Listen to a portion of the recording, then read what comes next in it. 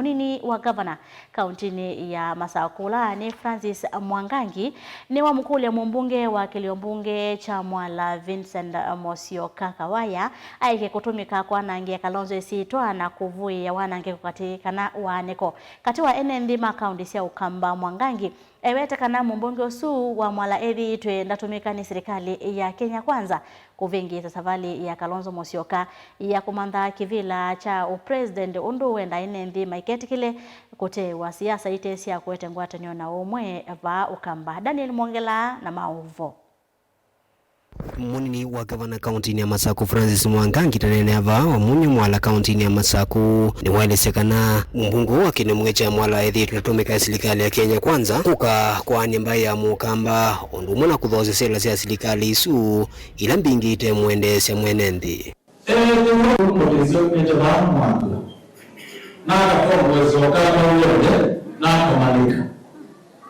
I think the time has come. Nenda mbunge wewe ambao umepata nake.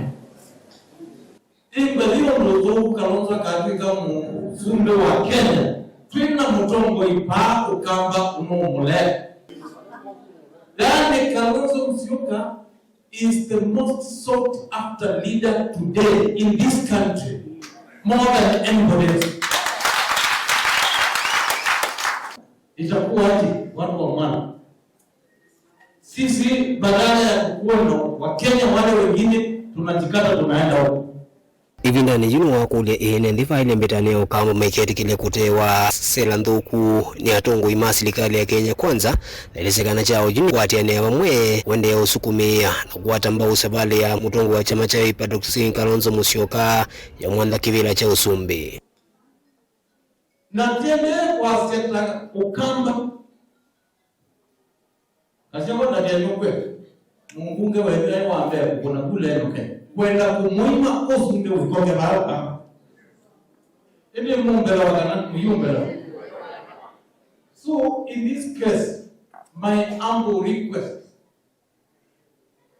is for our leaders from this region, please do not go down to history as the people who prevented Kalonzo from becoming president of the Republic of Kenya.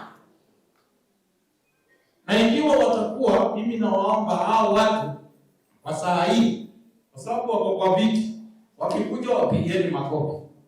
Lakini kura zetu ikipiga uchaguzi ujayo go.